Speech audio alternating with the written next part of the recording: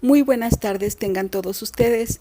Mi nombre es Mari Barrios y es un placer presentarles un análisis del cuento Un pacto con el diablo de Juan José Arreola. Esto es como parte de la actividad integradora para la materia de Fundamentos en Narratología. Y sin más preámbulos, comenzamos. Juan José Arreola Zúñiga nació en Zapotlán el Grande, Jalisco, el 21 de septiembre de 1918. En el año de 1930 empieza a trabajar como encuadernador e inicia una larga serie de oficios, y en 1934 escribe sus 3 primeros textos literarios. En 1937 se instala en la Ciudad de México y se inscribe en la Escuela Teatral de Bellas Artes. Para 1941 trabaja como maestro y publica su primera obra, Sueño de Navidad. Mientras trabaja como periodista, colabora con Juan Rulfo, viaja a París, regresa en 1948 para trabajar en el Fondo de Cultura Económica como corrector y obtiene una beca en el Colegio de México. En 1952 aparece su primer gran obra, Confabulario, obra con la cual recibe el Premio Jalisco en Literatura. Juan José Arreola tiene una obra muy corta, Confabulario, Varia Invención, Palíndroma, La Feria y El Bestiario. Sin embargo, gracias a los pocos relatos que escribió, se le puede incorporar dentro del grupo de los escritores universales. Falleció el día 3 de diciembre de 2001 a los 83 años de edad. Nosotros podemos encontrar Un pacto con el diablo como un cuento que pertenece al realismo mágico. Retrata la vida cotidiana en una ciudad a mediados del siglo XX y el autor le agrega elementos fantásticos como la presencia del diablo, lo que la hace muy atractiva, dando pie a diferentes posibles finales. El cuento Un pacto con el diablo fue escrito por Arreola en el año de 1952 y forma parte del libro Confabulario, que conoció diferentes ediciones en las que el autor fue añadiendo y eliminando textos hasta conseguir una obra depurada que reúne sus mejores cuentos. La sinopsis de Un pacto con el diablo es la siguiente. Un hombre llega a un cine donde la película ya ha comenzado y le pregunta a un hombre elegante que está sentado junto a él si pudiera comentarle brevemente la parte que se ha perdido por su retraso. El filme trata de un campesino que hace un trato con el diablo dando su alma a cambio de riquezas.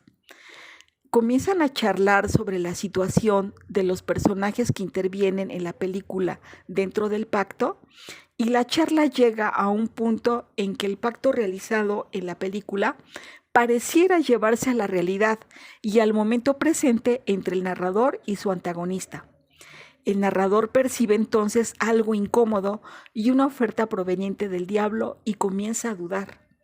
Finalmente la película termina y el narrador regresa apresuradamente a su casa. Al llegar lo recibe su esposa Paulina, y entonces nuestro narrador no está seguro de si en realidad tuvo un encuentro con el diablo o quizás solo fue un mal sueño. En cuanto al análisis narrativo, podemos encontrar que el género es un cuento, como ya comentábamos, que pertenece al realismo mágico. Inicia in medias res, porque la narración inicia en medio de la acción.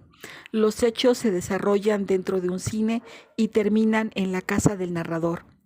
Ambiente.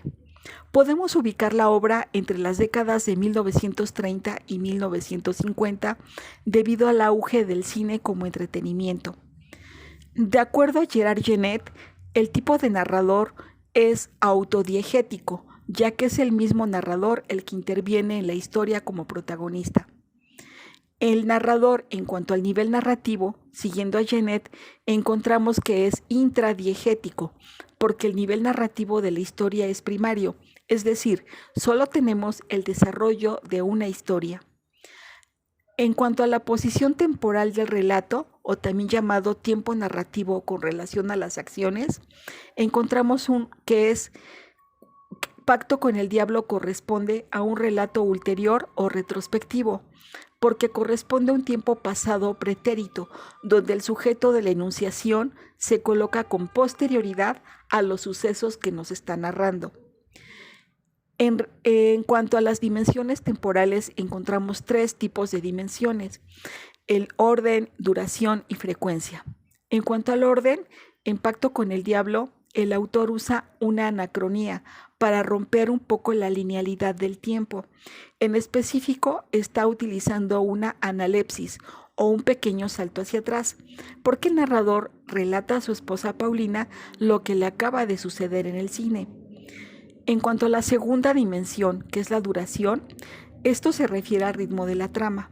Encontramos el recurso de digresión reflexiva, el cual consiste en desacelerar la velocidad de las acciones por medio de la expresión de la subjetividad del narrador o personaje. En cuanto a la tercera dimensión, es la frecuencia. Esta dimensión es entendida como la relación de las acciones de la historia, material o contenido, con el número de veces en que estas acciones aparecen en la trama. Específicamente en Pacto con el Diablo, encontramos que es un relato singulativo.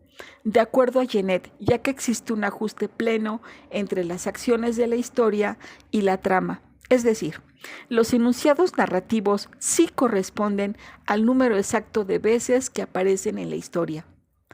En cuanto al análisis de Greimas, sabemos que la matriz actancial de Greimas va a ser un esquema de análisis basado en las funciones o roles que los personajes cumplen en la trama. Tenemos un sujeto que siempre está en busca de un objeto. En este caso es el narrador o protagonista. El segundo elemento es el objeto. ¿Qué es lo que está buscando el sujeto? Aquí el objeto es un posible pacto con el diablo para obtener riquezas. El tercer elemento es un destinador, quien proporciona el objeto. En este caso es Paulina, la esposa del protagonista. Cuarto elemento, destinatario. ¿Para quién es el objeto? Nuevamente encontramos que es Paulina, la esposa del protagonista. Como adyuvante es la persona que ayuda al sujeto. En este caso es el diablo. Y como oponente encontramos el actante que obstaculiza al sujeto, que en este caso es la moral del protagonista.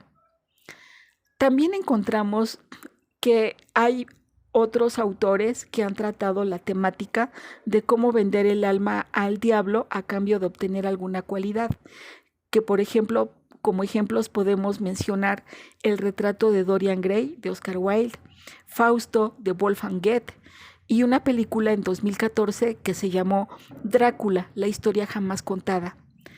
También, aparte del mundo de la literatura del cine, encontramos, por ejemplo, algunos supuestos pactos con el diablo como Los violinistas del diablo, Niccolò Paganini y Giuseppe Tartani. Encontramos leyendas también. En la Ciudad de México conocemos una que se llama Leyenda de Don Juan Manuel de Solórzano. Hace poco, en 2002, bueno, no tampoco, encontramos un programa de radio que se llamaba La Mano Peluda, que se transmitía en el 104.1 de FM. Y el caso, que fue muy sonado, se llamó Caso de Josué. Para terminar, podemos decir que este tema existe en muchas historias cortas y leyendas en muchos lugares del mundo. Es el tema de pactar con el diablo a cambio de obtener alguna cualidad.